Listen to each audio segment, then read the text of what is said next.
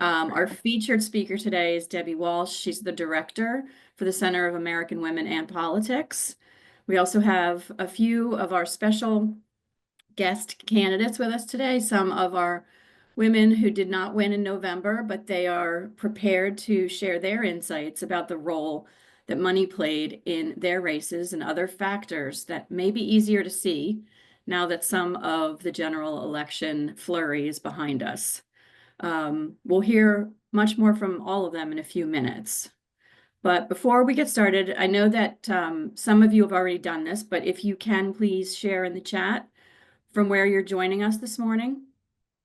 And then additionally, during our discussion, if you have questions you want to put in the chat, my Represent PA colleagues will try and answer some of them. And if we can't get to them directly with an answer, we will try and save them up for the end of the discussion today. We do have a decent amount of time set aside for Q&A. So with that, if you go to the next slide, I just want to start today's discussion by doing a little bit of stage setting. A few of the questions that are on this slide are some that my colleagues and I were tossing around as we were thinking about how to position the discussion today. First of all, in this most recent election cycle, Represent raised and invested more money this year in this cycle than we ever did in the past. And our total was $740,000 that we invested in 60 women candidates. And as great as it is that all of our incumbent legislators won their re-election races, we only ended up having 2 of our challengers win. And one of them had significant name recognition, and that was Patty Kim, who was a sitting state representative. So some of the questions that were coming up are, why with more money did fewer of our women candidates win? Are they being outraised? And if so, how much money is enough money in order to beat your opponent? We've also seen over the years that when our candidates do win their races, they do stay in office. So our incumbents have been very successful. So I guess the questions that came up about that are also, what are the hurdles for our first or second time women candidates? And do they need much more money than incumbents, some more money? If so, how much more is that? And do they need that money earlier? And if so, how much earlier? So it can go to the next slide. Thanks. I know that we're not going to talk in a lot of detail today about campaign finance reform, but it's also in our minds because what we've known of in the past is that the guidance we used to use for funding races is that, this is about 10 years ago, this information, that a state house race in Pennsylvania might cost $50,000, and that if you could raise 6 figures, you were definitely going to win. But in this most recent election, the competitive state, House and Senate races cost between $1.1 and $3.5 million.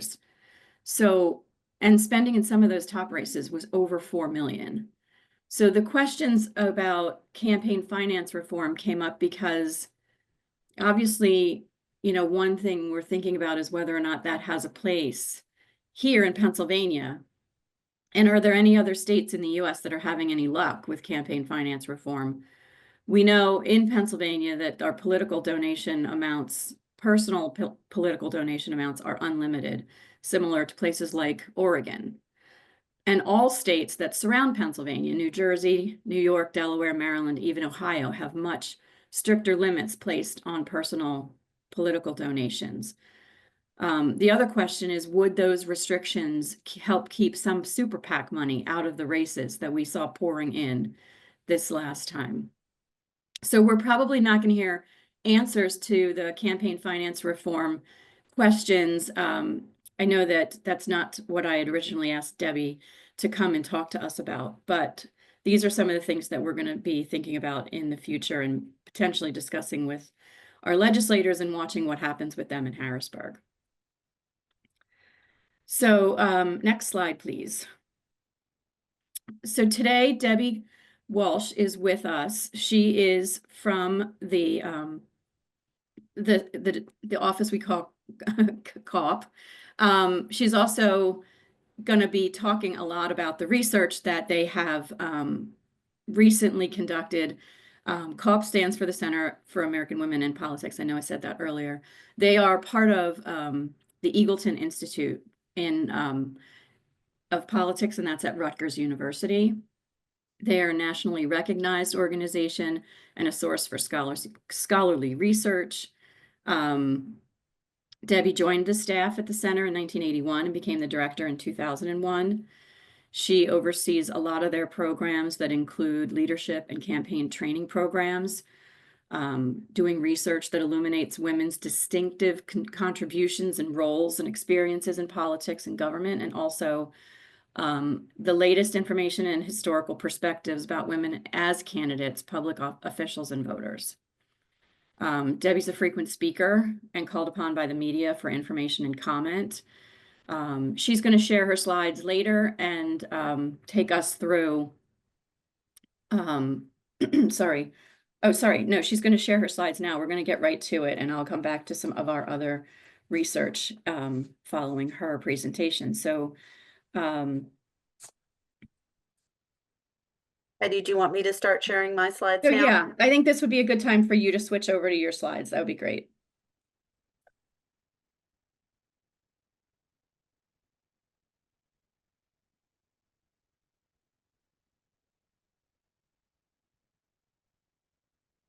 Okay.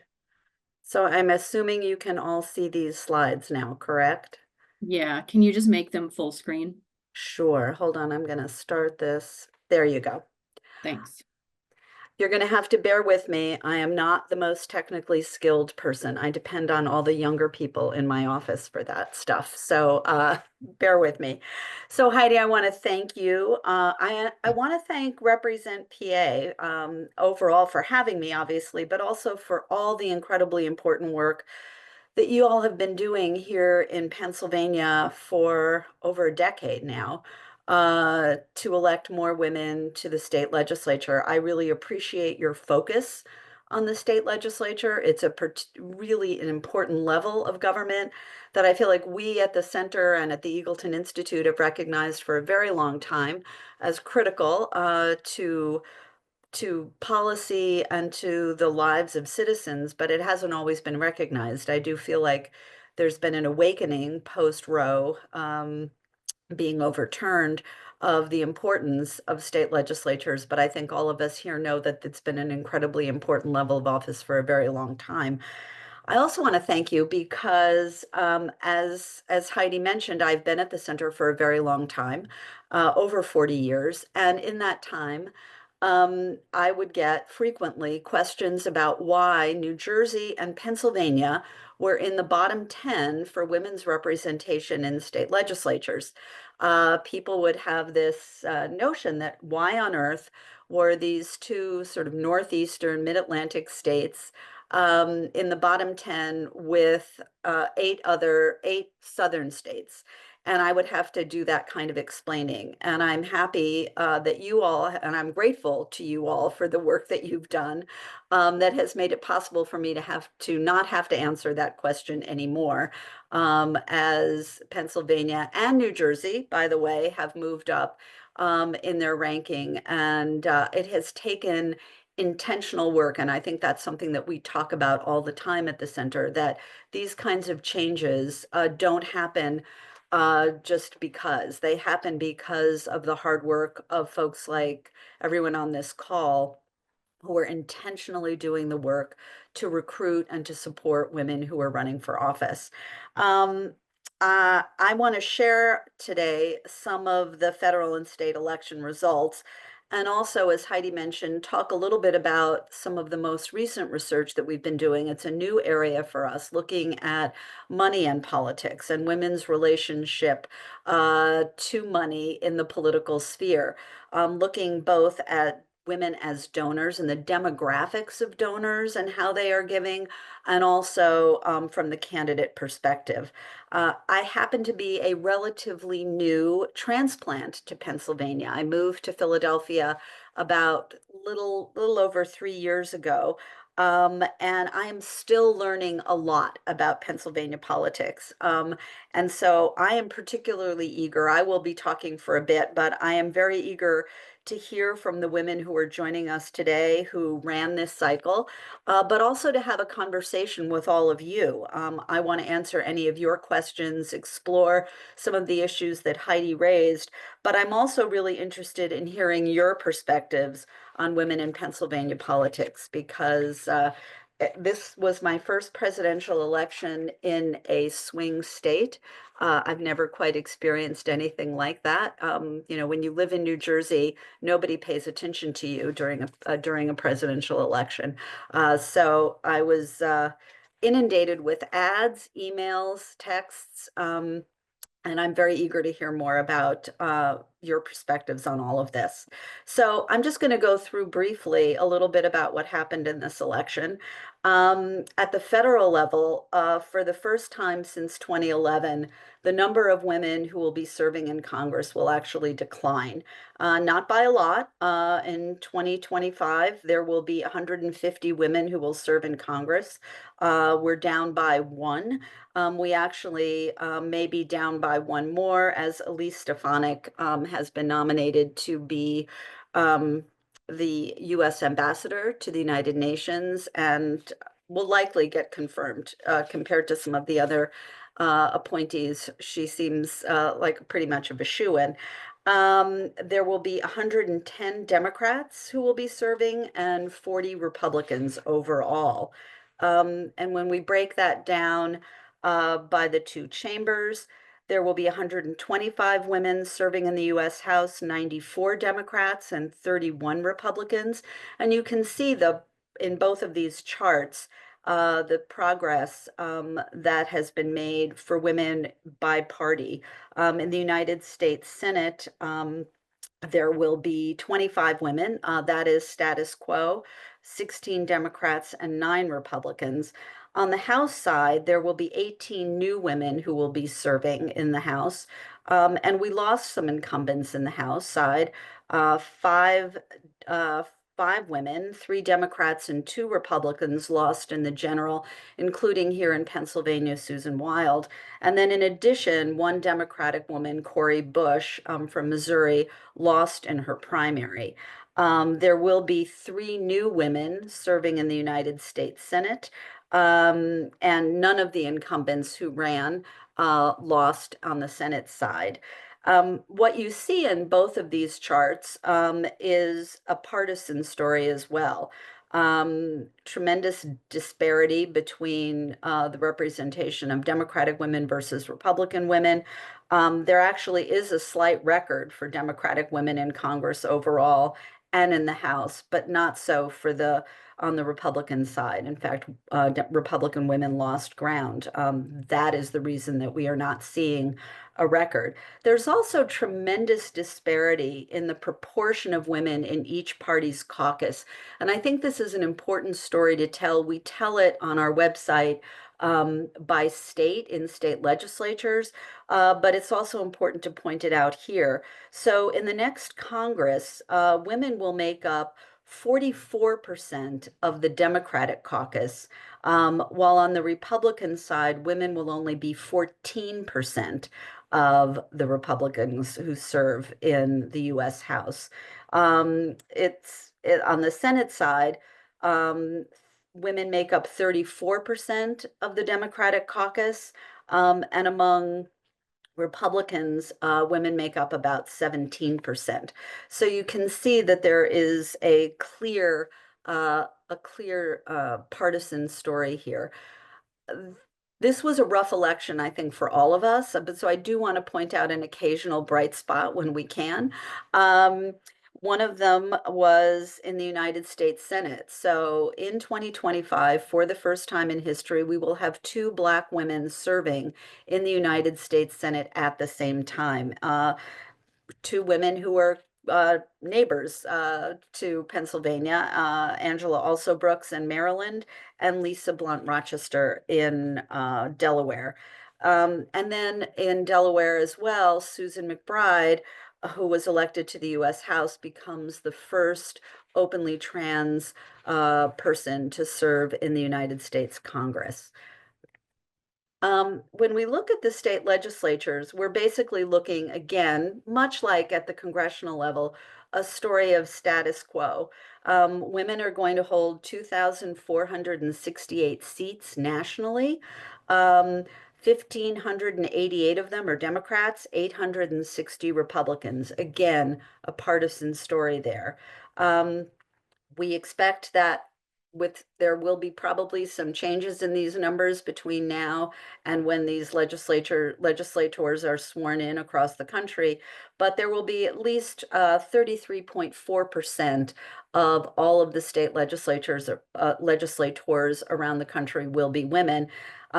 Again, when I'm going to tell you what this is a record, but let me tell you what it was before, 32.8%. So you can see that this growth that we have seen over time for women in state legislatures has been slow. It is status quo. This is basically a status quo year across the board. But I do remind people that not every year can be 2018, and I think that's important to note. When we look at the state legislatures, by chamber, I just wanted to give you a little bit of a sense of that. Again, House numbers and Senate numbers pretty flat. But again, I want to give you a little bit of a bright spot because everybody needs it. As Chris said earlier, we need a little Christmas right now. So this is going to be my little Christmas for you, is that we have achieved gender parity or majority women state legislative chambers now in eight chambers. So in Alaska, in the Alaska House, 52.5% of the members of the Alaska House are women. Nevada is the one state where both the Senate and the House women have a majority. 62% in both of those chambers are women. In Arizona, 53.3% of the Senate is women. California, 52.5% in the California Senate. In Colorado, almost 59% of the Colorado House is now made up of women. In New Mexico, the New Mexico House was a phenomenal change there. There are now 63% of the members of the New Mexico House are women. And in Oregon, 50% of the House are women. Now, I'm going to give you Pennsylvania numbers. These are probably things you already know, but there is no change in the Pennsylvania legislature. There are 80 women will be serving, but there's been a bit of a partisan shift. The Democrats picked up one woman in the Senate. The Republicans lost one woman in the Senate. There was a pickup of one Democratic woman in the House and a loss of one Republican woman in the House. So at the end of the day, 17 women in the Senate, 63 in the House.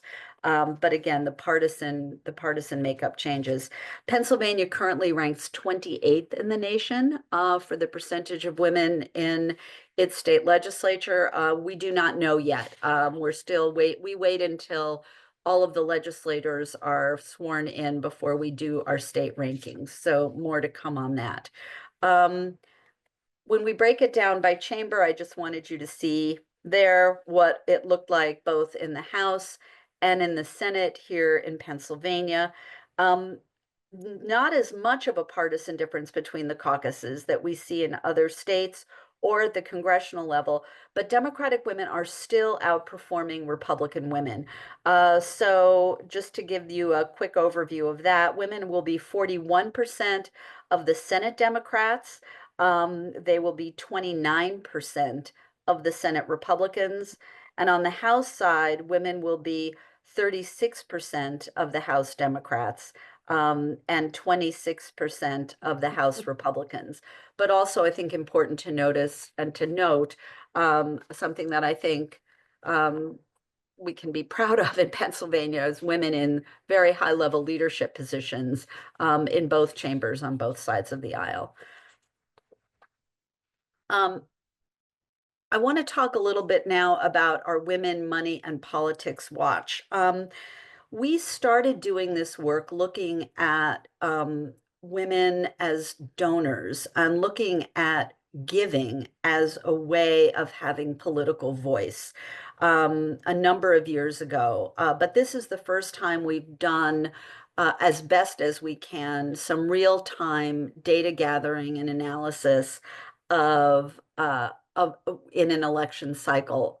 We've done some retrospective work, but this has been the first time we've been able to do this kind of in real time. And again, I say as best as possible because getting some of this data quickly is not that simple. And we have a partnership with Open Secrets for both the federal data, but also the state data, which is much slower to come in. Um, but we wanted to talk about, there's so much always about how do we increase women's participation. And we think about voting and we think about running for office and we think about holding office. But there is a way for women to have voice in politics, and that is as donors. And we really wanted to dig into that a little bit and to see where women were and weren't participating in that level. So we have been, in this particular project, we are analyzing campaign contributions by individuals to major party candidates, both women and men, who ran at the congressional and state level in 2024. We're looking at the data through a number of lenses. We did a deep dive into 10 states, looking at contributions to state and congressional candidates. We looked at congressional elections in all 50 states. And then we did a very deep dive into the donor demographics. And there we were looking at not just gender of the candidates, but education level, race, ethnicity. We were looking at the various components and trying to understand more about who was giving. And I'm going to talk a little bit more about next questions in that area. But this issue of giving is really critical because we can't get good candidates elected to office.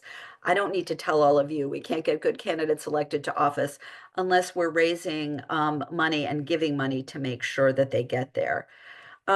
In our state view, in our deep dive, we focused on 10 states: Arizona, Colorado, Florida, Georgia, Massachusetts, Michigan, New Mexico, Ohio, Pennsylvania, and Washington.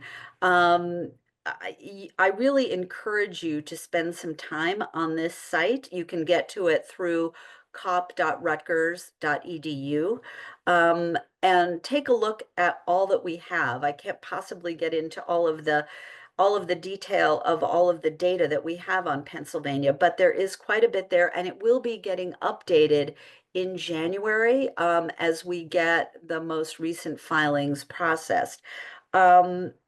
It really, but I do want to talk a little bit about what we do know about Pennsylvania, is that within both parties, women candidates overall raised a higher proportion of their funds from contributions of $200 or less than the men who ran for Pennsylvania state legislative races. So this is something that recurs in our findings about women and women as candidates. And in this deep dive, you can see state and congressional candidate analysis by the candidate chamber, by the party, by the gender, and by women's race and ethnicity. So you can really get a better understanding and a fuller understanding of the kind of giving that is being done. But I think that one of the things that keeps coming up over and over again is the dependency that women have on women candidates at the state level and at the federal level on those small dollar donations. I'll talk a little bit about more of some of our findings in a minute.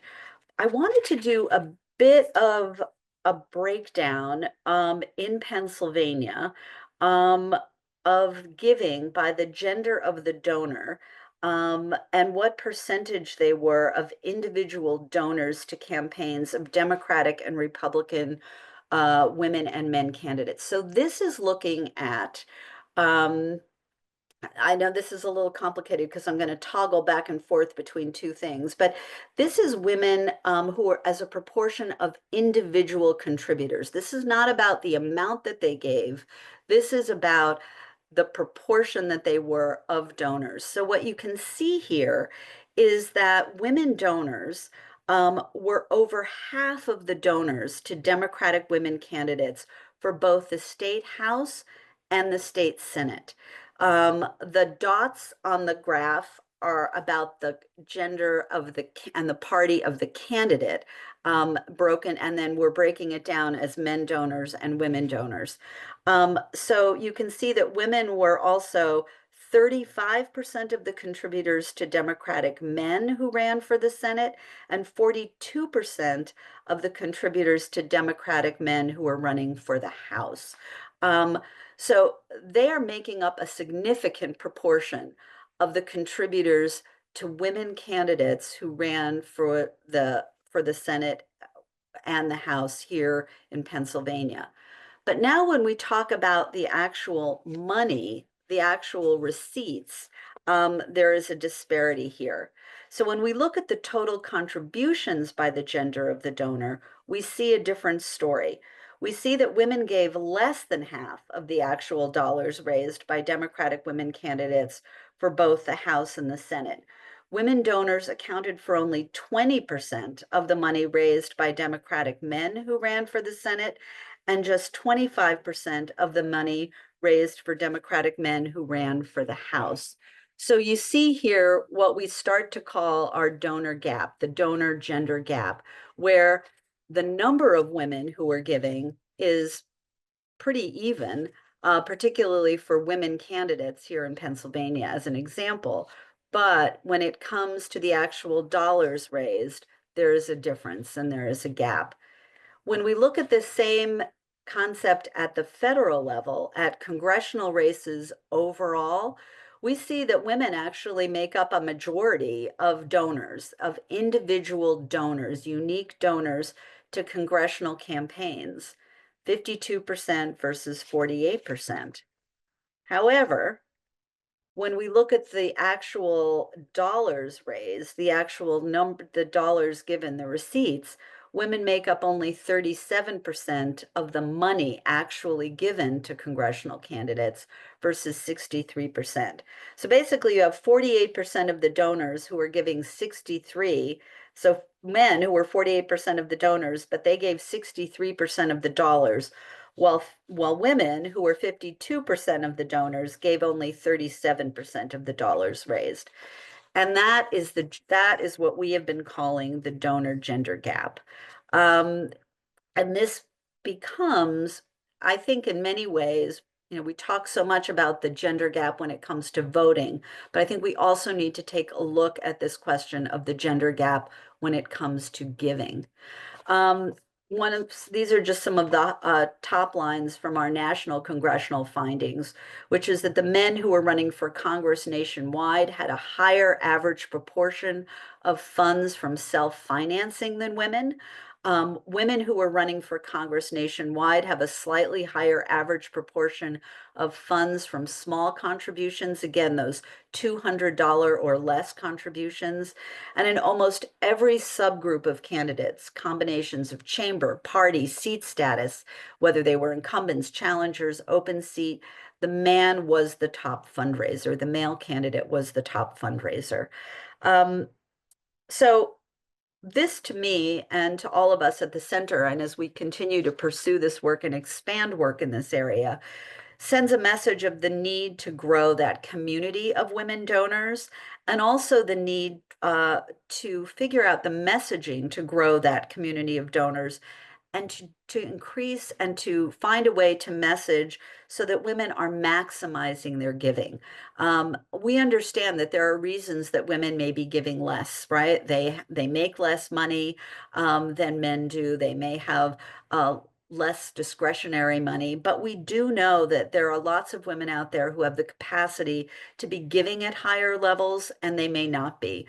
Ann Richards, who was You all remember her as the former governor of Texas and an outsized character, used to go around the country doing fundraising for women candidates and at events for to particularly to raise money from women donors.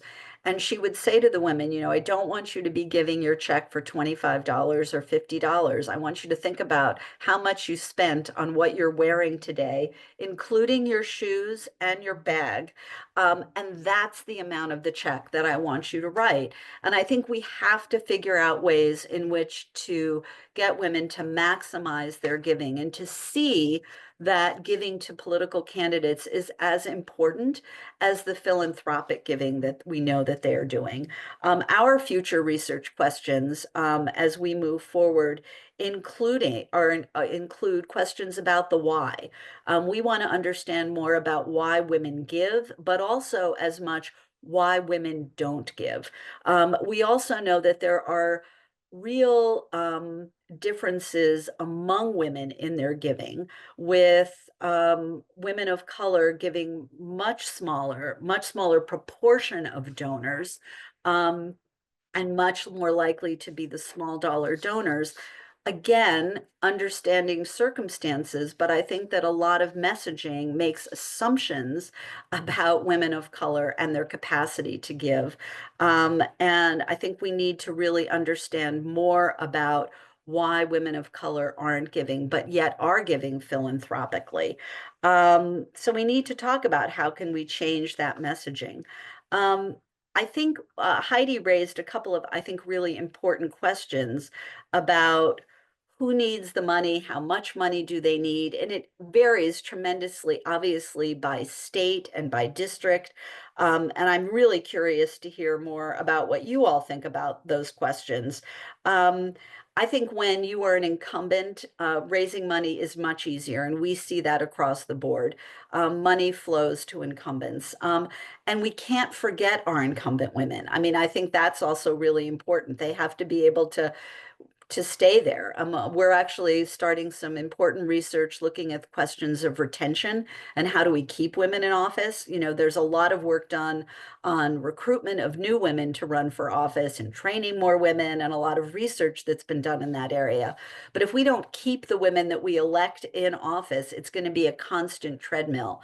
So we do need to make sure we're supporting those incumbent women, but a lot more money will flow to incumbents.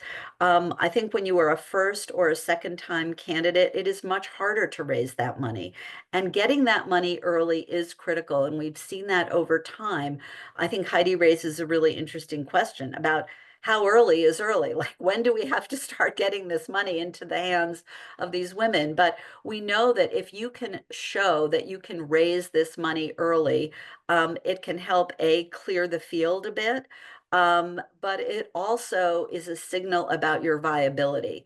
And this has always been this challenge, I think, for women candidates, which is that it's like a catch-22. You aren't viable if you can't raise the money, and you can't raise the money if you aren't seen as viable. And this is particularly true for women candidates of color, because there are lots of assumptions about women candidates of color, that they can only win in majority minority districts or majority minority states, which is one of the reasons why seeing Angela Also Brooks and Lisa Blunt Rochester winning does an enormous amount to help dispel that myth. But I also think the Angela Also Brooks story tells us a little bit about it isn't always about the money. It's also about the organization, because Angela Also Brooks in her primary was hugely outspent, ran against, the total wine guy, who had endless amounts of money, was an incumbent member of Congress, and yet she had organization behind her and people behind her. So it's hard to you can't always say raising the most money is going to guarantee you the seat, but it certainly helps. So I am going to stop there. And as I said, I'm very eager to hear from the women who have run and to hear about their experiences, particularly around this area of raising money. But I'm also very eager to hear your questions and to hear your thoughts on some of these questions about that women donor gap and what we can do to close it. So thank you for listening. Debbie, thank you so much. This is, well, I'm sure if you have been able to glance at the comments and the questions that are coming into the chat, everybody's very enthusiastic about the information you just shared. So And if you would like, Heidi, I will send you these slides so that you can share them so people can have that data. that's great. Thank you. Yeah, so we're going to get next to our candidates, but just one more piece of information that I wanted to sort of raise with folks on this call today that we took a look at is the issue of the success of our incumbents, the challenges of our challengers, and the implications that in Pennsylvania changed in 2020. So for those of you that don't remember, in 2019, Pennsylvania voted to remove straight party voting. And so with that came the challenge for the folks that are running on the ballot, down ballot. And the fact of the matter is that there were plenty of theories when this new rule took effect that, oh, well, people who are invested and, focused on the right candidates will certainly still get out there and vote for everybody down the ticket. Where what we're seeing clearly is the result that, like it or not, people are lazy. And the convenience of bullet voting, where you could press one button and vote for all the Democrats or all the Republicans, did a lot to help support the ballot all the way down the ticket. We pulled some data from two of our candidates, one incumbent, one challenger who ran in both 2022 and in 2024.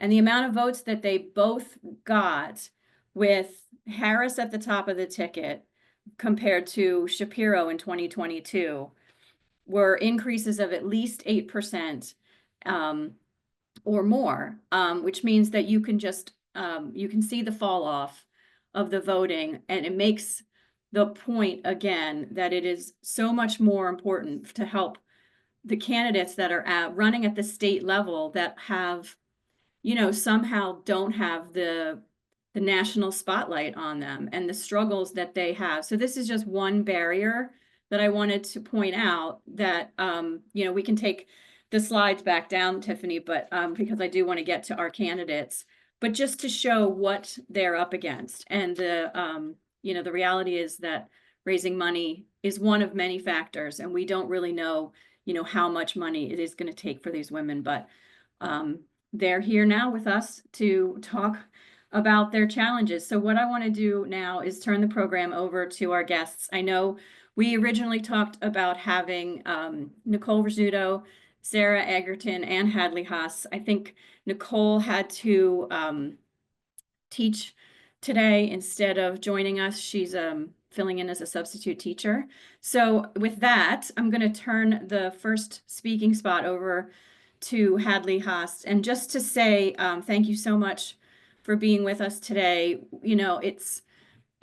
It's so great to watch all of you through your process in preparing to be a candidate, to becoming a candidate, and then running your hearts out to see what happens. And when you don't win, it's heart-wrenching. But and so the fact that you're willing to come on and talk to all these supporters of yours and tell us a little bit about your story is really, really appreciated.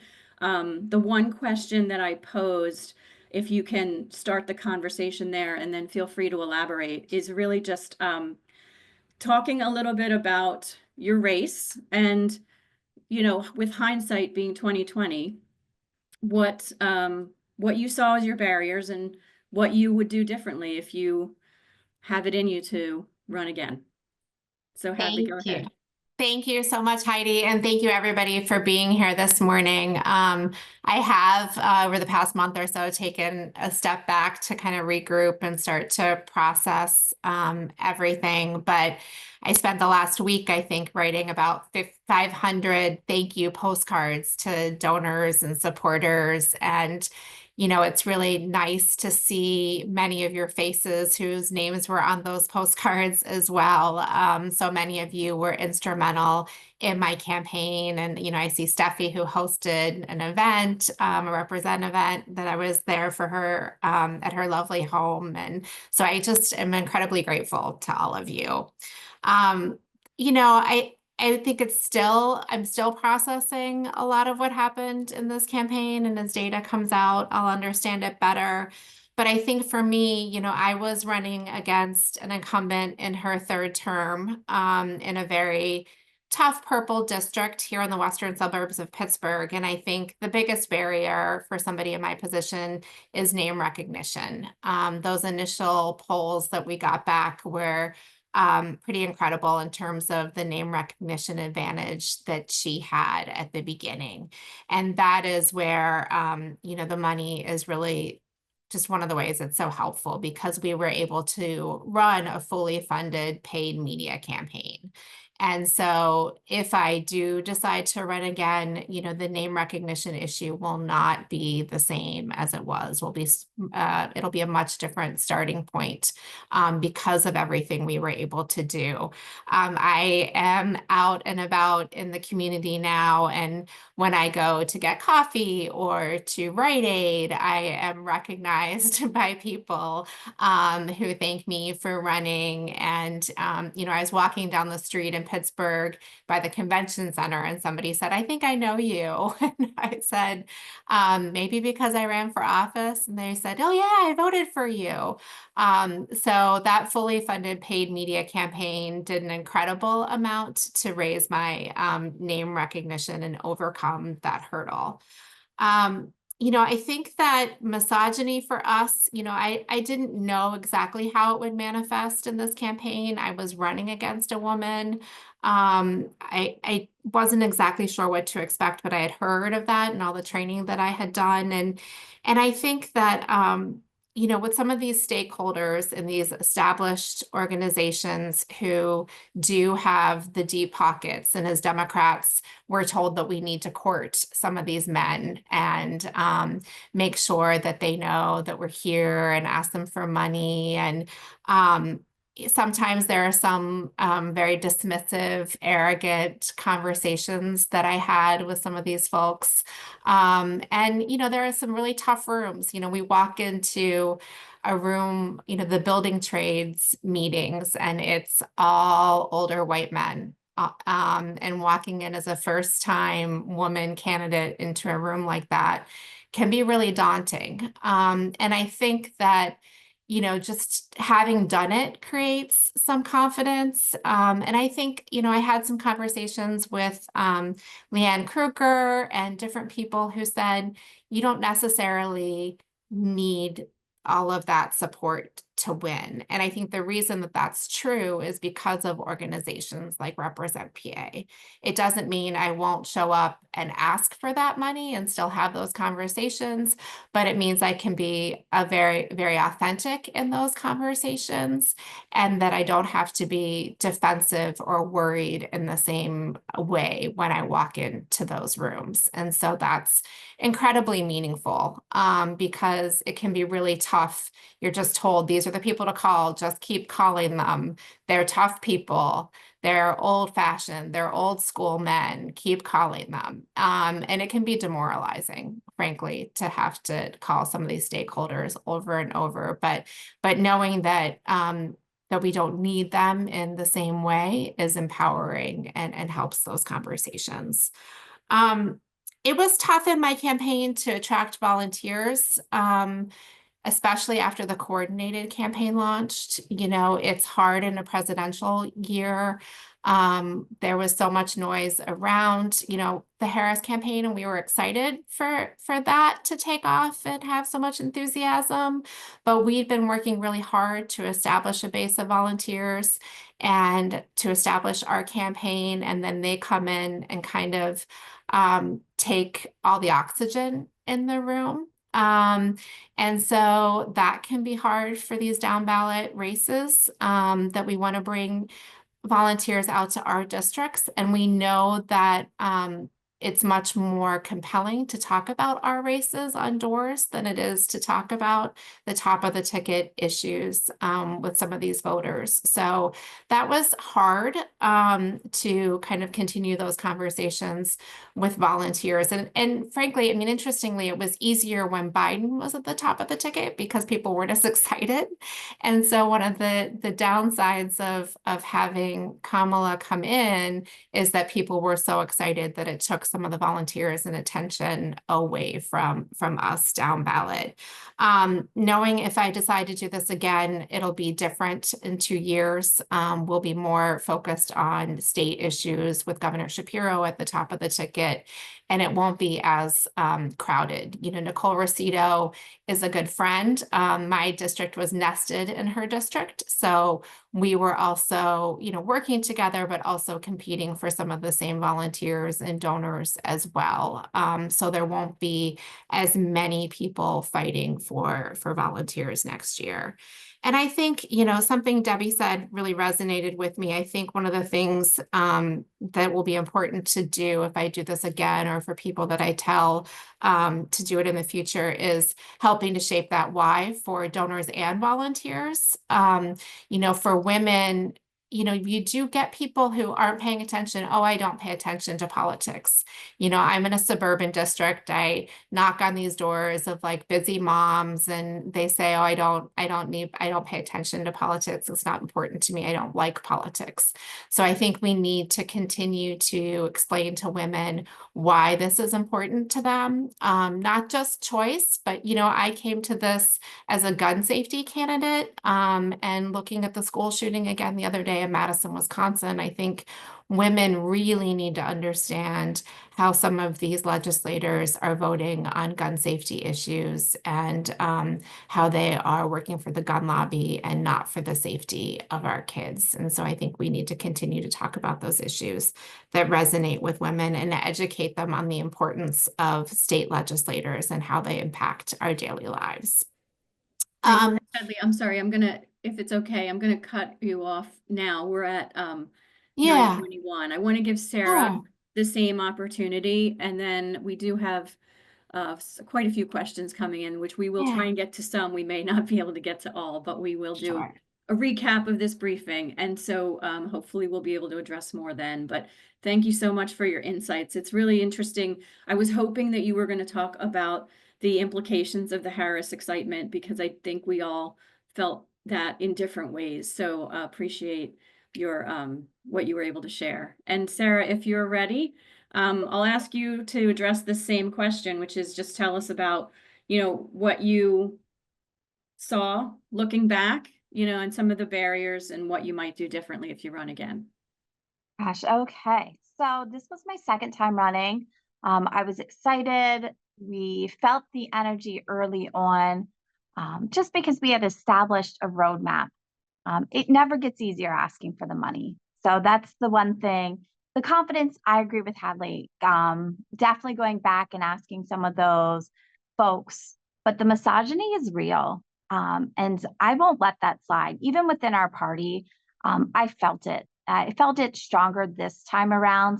I think because dollars were tighter for most people, it was very scrappy to get money, and there was definitely advantages not being a female, I think, in this race, but groups like this keep us going. And that early money makes such a big difference because name recognition is a huge part of winning an election.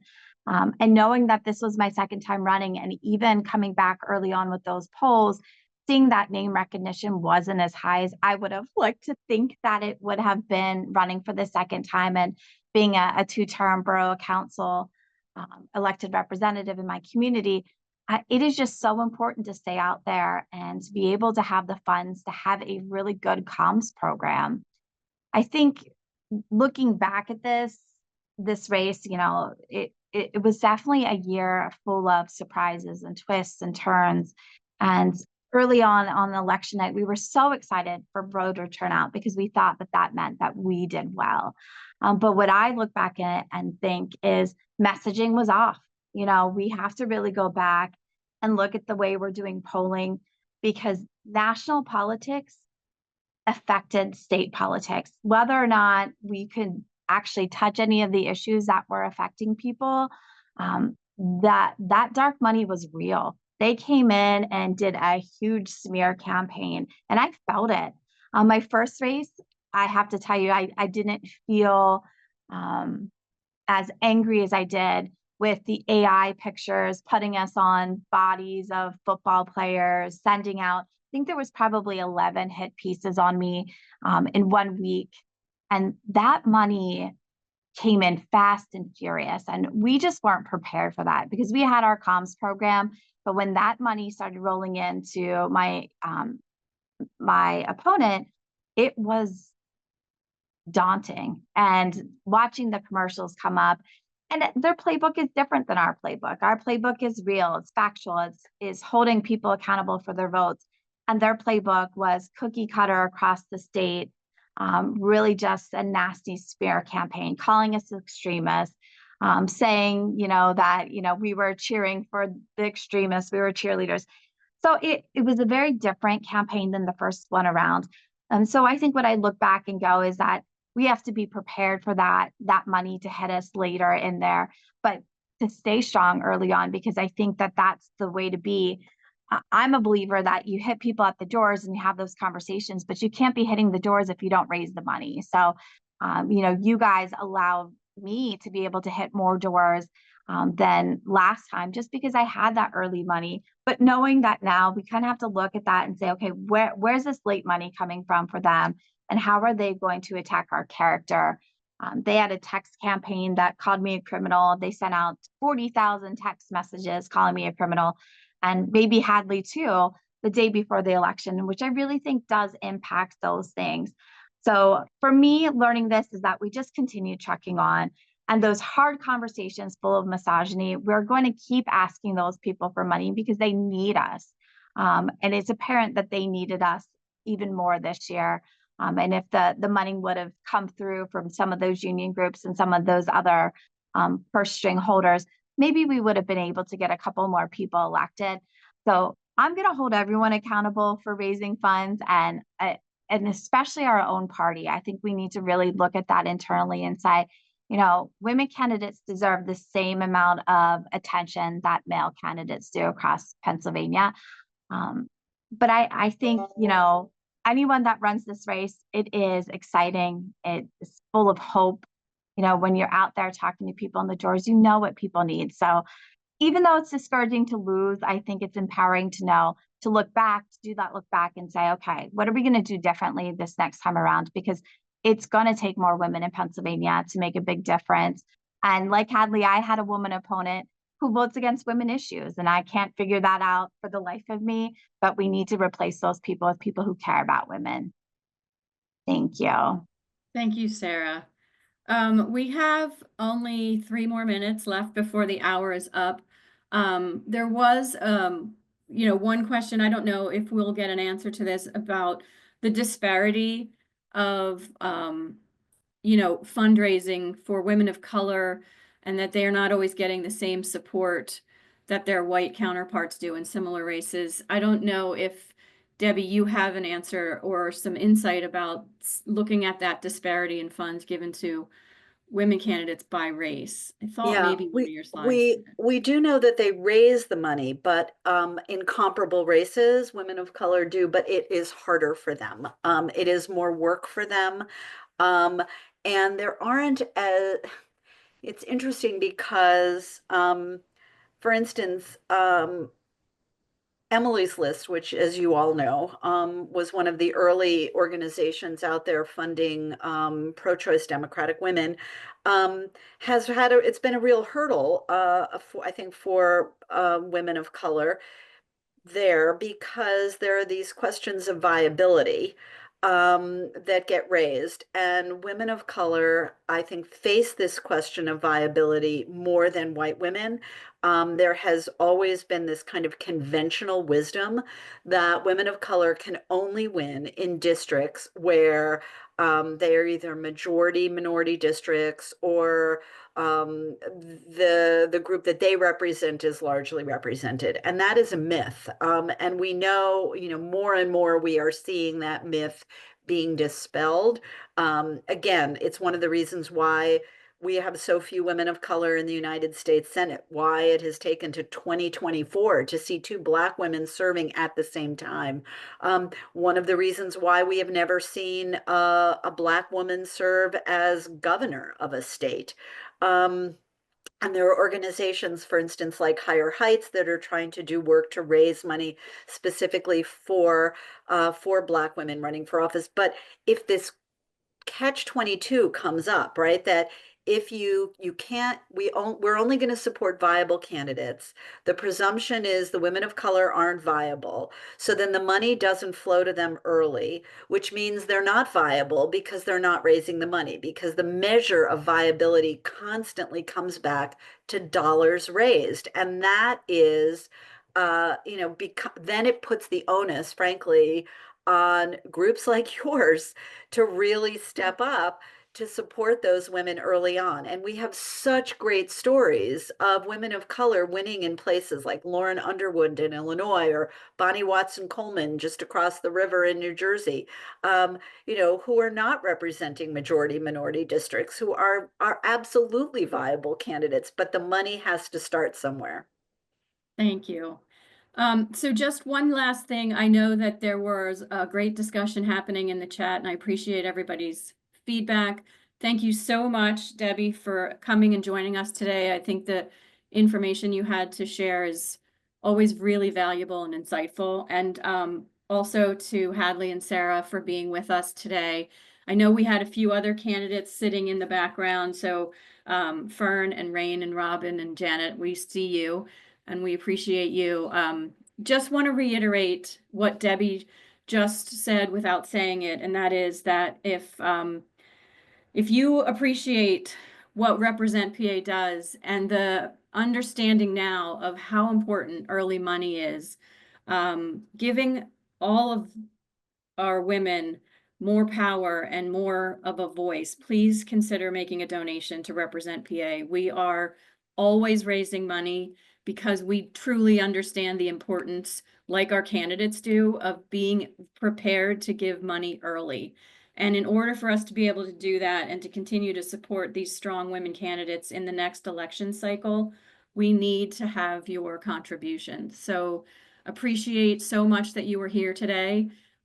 We will be sending out a recap of this briefing. If you have friends or colleagues that might benefit from listening to the recording or hearing a summary, we'll make that shareable so that you can get that to them.